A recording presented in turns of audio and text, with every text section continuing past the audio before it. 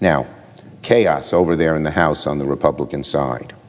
Each day that passes in Washington, two things hold true. We keep getting closer to default, but no closer to a Republican plan to lift the debt ceiling. I repeat once again, House Republicans, Leader McCarthy, Speaker McCarthy, show us your plan. It's been more than a month since Speaker McCarthy and House Republicans began threatening the entire U.S. economy in order to secure drastic spending cuts that in all likelihood will hurt the American people badly. But in all this time, nobody can seem to get an answer to the $64,000 question. What cuts exactly are the Republicans proposing? Show us your plan. Some of the things we're hearing from the MAGA wing is the stuff of nightmares. Later this afternoon, I'll join with a number of Senate colleagues to shine a light on how devastating the radical MAGA cuts would be for American families if the MAGA Republicans got their way. But where is the House Republican plan? How are they going to lift the debt ceiling? After months of no answers, now Speaker McCarthy has recently claimed Republican leadership is trying to come up with a plan right now. I'm glad he's at least saying he wants to answer our question. Frankly, it's a lot easier said than done. And I don't think Speaker McCarthy will be able to unify his conference.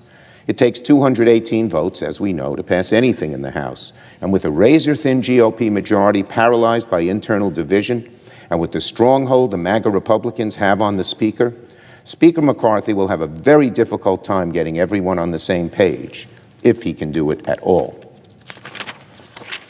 To quote from Punchbowl this morning, House Republicans, quote, face an intractable political math challenge as they seek to reduce the $1.4 trillion deficit, unquote. For one, Speaker McCarthy has insisted Republicans will only preserve the full faith and credit of the United States if they secure drastic spending cuts first. Happy Monday, friends. I have an important update for all Americans. Experts are now warning the American people that they may owe money to the Internal Revenue Service this year. This is due to new changes to crisis-related benefits and tax credits.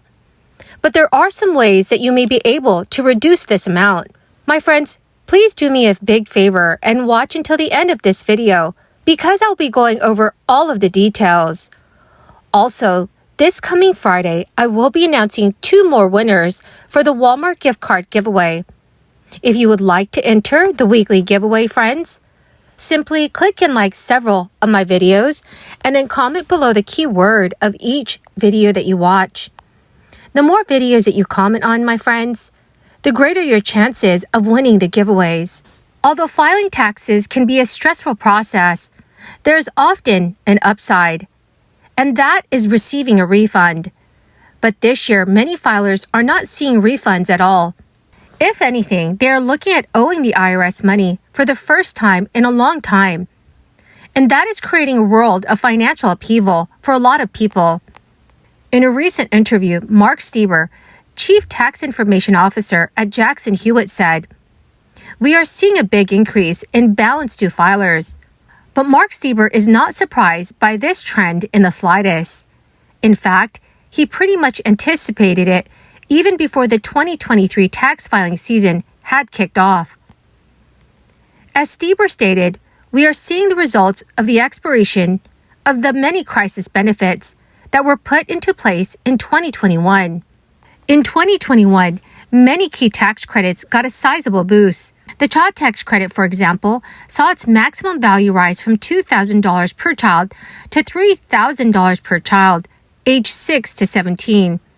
And $3,600 per child under the age of 6. That was a huge bump. The credit was also fully refundable, so that if an eligible filer owed the IRS no money before claiming it, they would still receive its entire value. But those enhancements went away in 2022.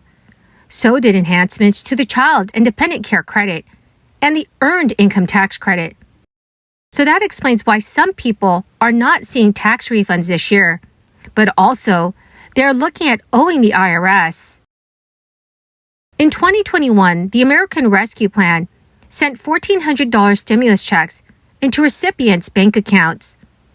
Those who were eligible for that money but did not receive it in 2021 were able to claim it as part of their 2022 tax returns. There are not lingering stimulus funds to collect and use to offset tax liabilities, which also explains why filers are suddenly staring down IRS balances they're not sure how they'll cover. So if you owe the IRS money, but do not have it on hand to cover your tax bill, please do not panic, but also do not ignore the problem. The good news is that the Internal Revenue Service will commonly let tax filers pay off their debts over time via installment arrangements.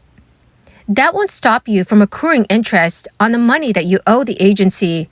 But if you make your payments in a timely manner under one of these arrangements, the IRS won't come after your wages to get repaid, whereas the IRS might if you simply neglect your overdue tax bill and do not reach out to them. Mark Sieber noted that if you're looking at having to write the IRS a large check and you've done your taxes yourself, it may be worth to hire a professional for another look. They may be able to find different deductions you weren't aware of or eligible for, and that could help whittle down your tax bill or even potentially eliminate it in full. So dear friends, please let me know in the comments section below if you have filed your taxes for this year. Now, for those that are receiving refunds, the IRS reported that as of the week of February 24th, the average tax refund is currently $3,079. But a year prior, the average refund was $3,473. That is a difference of 11.3%. And it's a notable one at a time when so many people are no doubt counting on their tax refunds to do things like pay bills, tackle lingering debt, or cover necessary purchases that they have been putting off. The tax agency has reminded taxpayers to make sure all of their personal information and tax documents are correct to ensure a smooth filing process. Otherwise, you may encounter delays or receive an inaccurate refund. You will also want to try to avoid numerical or calculation errors when filing out the paperwork. The Internal Revenue Service appears to be in a better position to process returns quickly than in prior crisis years, given its hiring of more than 5,000 new telephone customer service agents and more in-person staff to help people file their returns. Well, my most amazing and beautiful friends, that is the end of my daily stimulus update video for this Monday. Thank you, my dear friends, for being part of this community and for being here every single day. To say thank you and to show my appreciation, I will be announcing 2 more winners this coming Friday for the Walmart gift card giveaway. If you would like to enter the weekly giveaway, friends, all you have to do is click and like several of my videos and then comment below the keyword of each video that you watch. The more videos that you comment on, my friends, the greater your chances of winning the giveaways. Thank you and have a wonderful and very blessed week.